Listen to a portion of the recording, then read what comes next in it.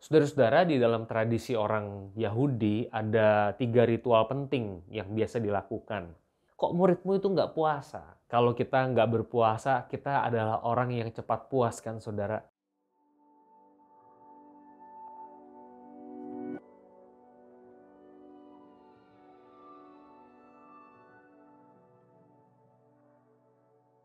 Shalom Bapak Ibu, selamat hari Minggu. Hari ini saya mau merenungkan firman Tuhan dari Injil Markus pasal 2 ayat 18 sampai 20. Injil Markus pasal 2 ayat 18 sampai 20.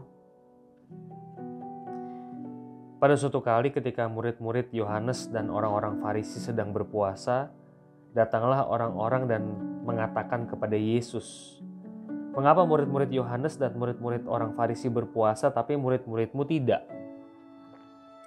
Jawab Yesus kepada mereka, "Dapatkah sahabat-sahabat mempelai laki-laki berpuasa sedang mempelai itu bersama mereka? Selama mempelai itu bersama mereka, mereka tidak dapat berpuasa. Tapi waktunya akan datang mempelai itu diambil dari mereka. Dan pada waktu itulah mereka akan berpuasa." Saudara-saudara, di dalam tradisi orang Yahudi ada 3 ritual penting yang biasa dilakukan. Yang pertama doa, kedua puasa, ketiga persembahan persepuluhan. Ini hal yang lazim dilakukan oleh mereka. Oleh karena itu saudara, ketika mereka sedang berpuasa, murid-murid Yohanes Pembaptis, murid-murid orang Farisi, dan murid-murid Yesus tidak berpuasa, maka mereka mengajukan satu pertanyaan atau satu keberatan. Kok muridmu itu nggak puasa? Saudara, Yesus menggunakan ilustrasi pernikahan di dalam bagian ini. Yesus mengatakan, bisa nggak sahabat-sahabat mempelai laki-laki itu nggak makan, nggak minum pada waktu mempelai itu bersama dengan mereka? Saudara, nangkep poinnya? Yesus menggunakan ilustrasi pernikahan. Saudara bayangkan saudara datang ke sebuah pesta pernikahan, saudara sahabatnya si mempelai laki-laki atau mempelai perempuan, saudara dalam situasi pesta pada waktu itu. Mana mungkin ada orang puasa di pesta? Bukankah kebersamaan dengan mempelai mendatangkan sukacita yang besar? Dan sukacita itu dirayakan dengan makan dan minum. Bagaimana mungkin berpuasa, kata Yesus? Nggak bisa. Saudara, ini jawaban yang saya yakin orang-orang Farisi, ahli-ahli Taurat tidak bisa menebak bahwa Yesus akan menjawabnya demikian. Yesus dengan kata lain memposisikan dirinya sebagai Mesias. Saya ini Mesias, saya ini juru selamat, saya ini mempelai laki-laki. Jemaat adalah mempelai perempuan yang menunggu satu waktu nanti di mana kita akan dipersatukan. Dia mau mengatakan itu. Dan di dalam bagian ini Yesus juga mengatakan kalimat yang penting. Tapi waktunya akan datang mempelai itu akan diambil dari mereka. Pada waktu itulah mereka akan berpuasa.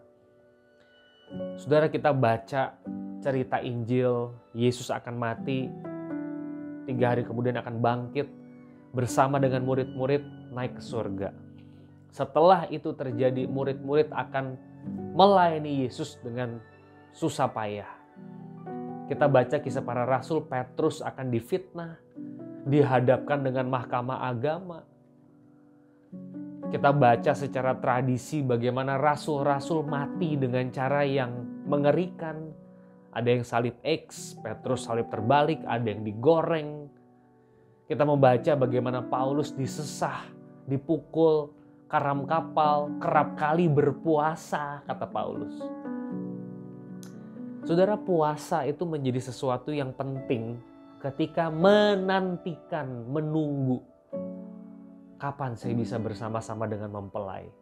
Dan buka puasa itu akan terjadi, buka puasa yang besar akbar akan terjadi ketika saudara dan saya itu bersama-sama dengan Allah. Gak akan ada lagi puasa di situ. yang ada hanyalah sukacita yang besar. Bapak Ibu Saudara, dengan ini saya juga mengajak Bapak Ibu untuk berpuasa hari Sabtu 5 Februari 2022, puasa awal tahun kita. Kalau kita nggak berpuasa, kita adalah orang yang cepat puas kan saudara. Kita makan, kita puas, wah enak ya. Satisfied dengan makanan, satisfied dengan hiburan, satisfied dengan pekerjaan. Saudara, pada saat itu kita mengesampingkan diri kita dan kita mau fokus sama Tuhan.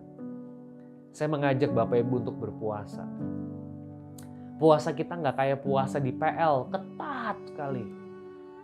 Maknanya berbeda ketika sudah ada pribadi Yesus.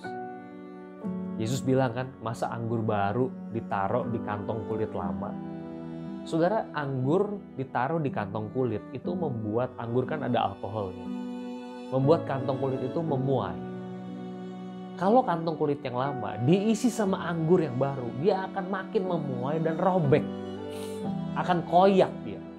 Nggak bisa, anggur baru taruh di kantong kulit yang baru. Saya mengajak Bapak Ibu Saudara berpuasa dengan perspektif perjanjian baru. Kita sedang, apa tuh maknanya? Kita sedang menantikan perjumpaan dengan Yesus Juru Selamat kita. Kita menunggu. Mungkin Bapak Ibu menunggu kapan pandemi ini selesai. Sudah ada tanda-tanda secara ilmiah bahwa kita mendekati akhir pandemi. Tetapi Bapak Ibu, kepuasan yang sejati, satisfaction itu ketika kita berjumpa dengan Juru Selamat kita. Waktu kita bersama mempelai, pada saat itu ada sukacita dan gak perlu puasa. Semoga ini memberkati. Selamat merenung. Persiapkan diri saudara untuk Sabtu 5 Februari 2022 mendatang. Tuhan memberkati.